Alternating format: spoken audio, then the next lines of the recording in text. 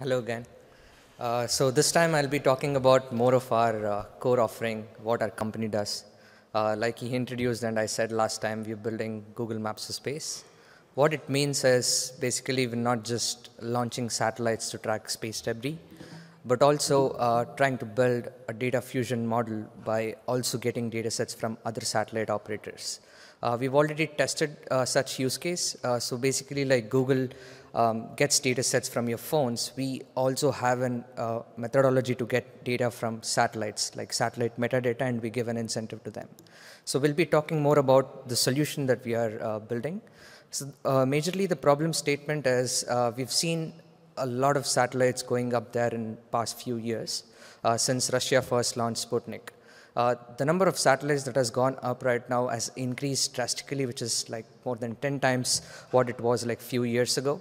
At this point in time, the solution that is required for the space industry is to understand what happens in space, not just on space traffic, but also on space weather. So basically, we are building an overall solution where we not only give data sets to them, but help them operate their satellites. Because say you're a remote sensing company, your business is to sell data sets of what happens on ground, but you're launching satellites because it's cost of doing business for you.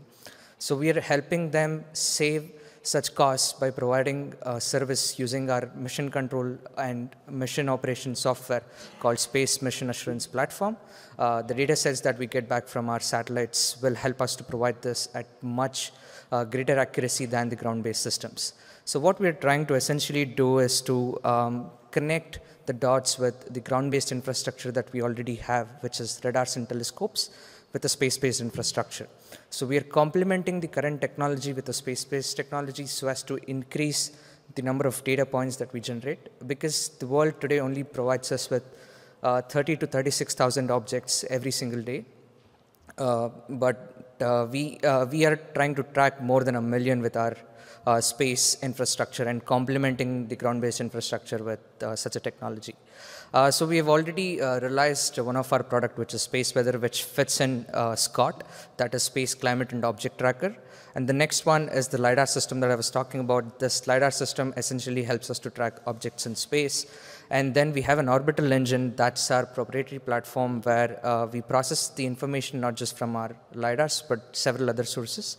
And Space Adapt is our front end where we can provide analytics suite for space operations or several other use cases for space operations and many other things.